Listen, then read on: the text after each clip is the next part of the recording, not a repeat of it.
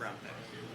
Oh, he's gonna be great for us. Nice size. He's a big defensive lineman. He can play inside or outside. Has the speed and the quickness. He just got to put it all together as a rookie, learning the plays and all that. He just really putting it all together and understanding what type of player you are.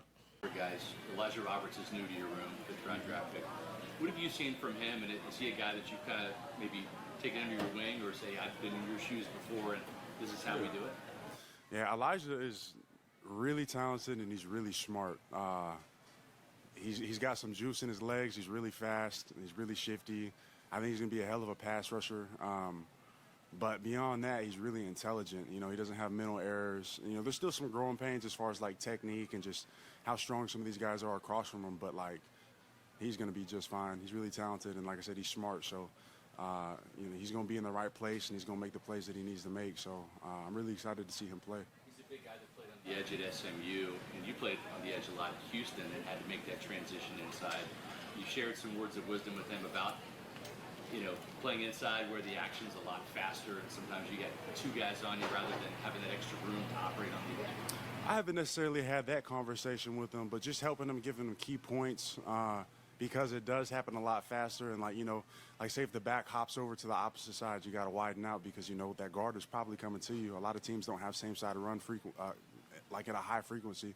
So just tidbits like that to help him, you know, and as he plays and, you know, as he like, you know, watches tape, he's going to digest that and those things will, you know, start to become second nature for him. Welcome to Real Bucs Talk, guys. We are back as we're going to talk about Elijah Roberts, as you heard there in the video. Logan Hall and Kalijah Cansey just speaking highly of what Elijah Roberts can bring to this team. You know, the quickness, the ability as a pass rusher to play inside, outside. So, Mark, I mean, what was your thoughts of that reaction by them and the high praise that they were giving Elijah? It's both gave different high praises. I mean, one said he's got to learn his way in the NFL, learn certain understanding of the defense, and then one said he has no mental errors. But both said that he's a big, physical, quick twitch type of guy, and his size is more than worthy of being an NFL level.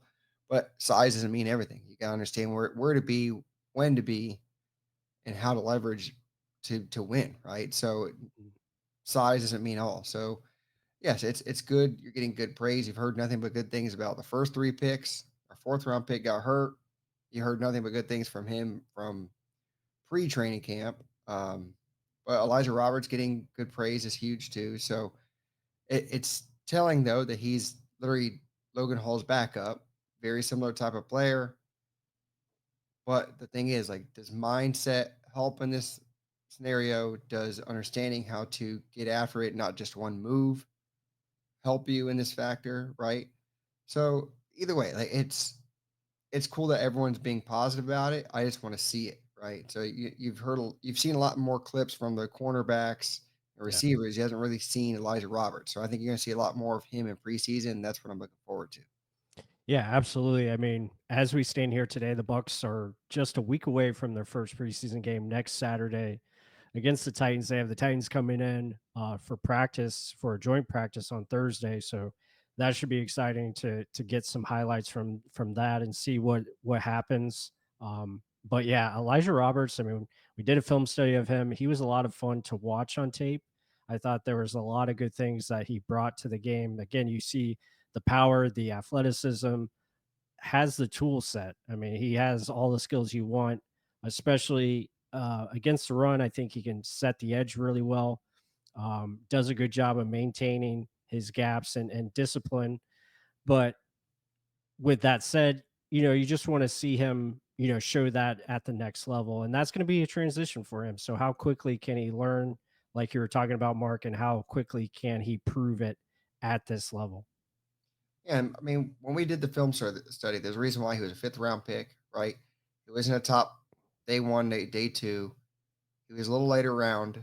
He had to switch schools to get playing time, but then when he did, he put up big numbers. Like he put up huge numbers at SMU. I think him and David Walker were top two in pressures or sacks over the last 2 years, right? So we got the two most, I guess, college high productive guys, and you can see it on the tape. He's always getting in the backfield, but he went from Miami to SMU, so his lower level of competition. But can he still show that? Was it mainly just him getting confidence in himself and then wanting to show that? Because he did show he has quickness, strength. He can anchor very, very well. That's why I think he's going to be used in a variety of ways in top bowl scheme where he can be a 5 tech, he can be inside of 3 tech, he can play against the run, he can be in there in pass rush situations. I think he's just a very multiple guy you can use where he's not just pigeonholed into one position. Yeah, for sure. I think the versatility is definitely evident. We'll have to see like how does he, find ways to be better at playing with leverage, not playing so tall. Yeah. That was some of the negatives that he had. Sometimes, plays too upright, and that was the same issue with Logan Hall. Still Yeah. is the issue with Logan Hall.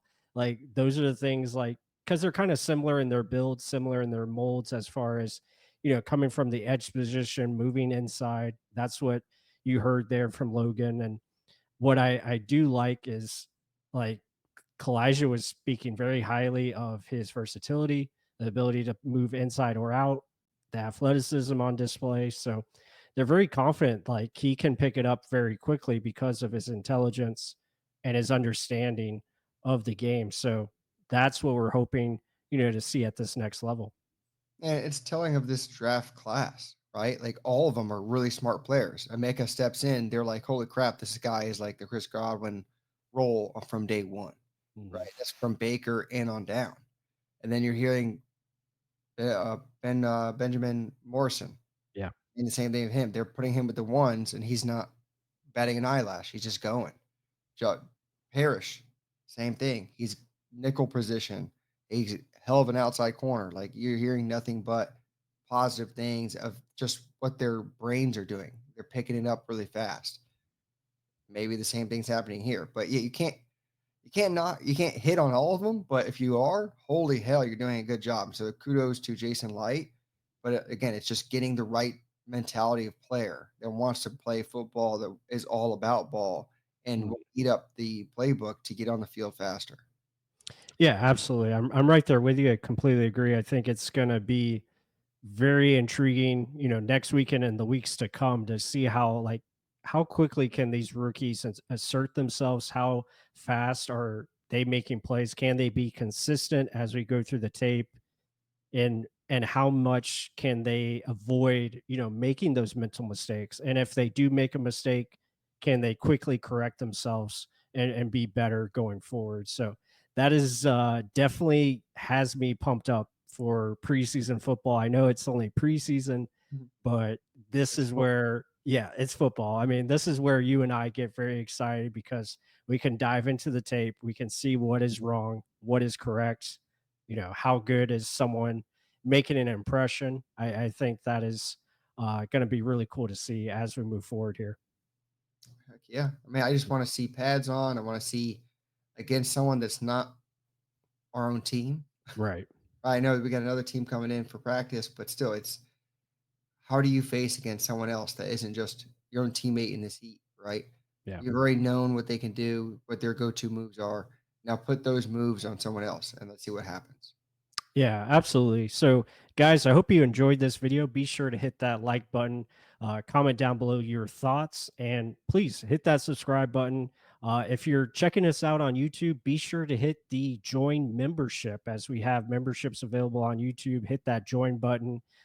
It's one level right now. It's for $3.99, and you get exclusive content as you'll have early access to videos like this, maybe some exclusive membership videos that only you as a member can see.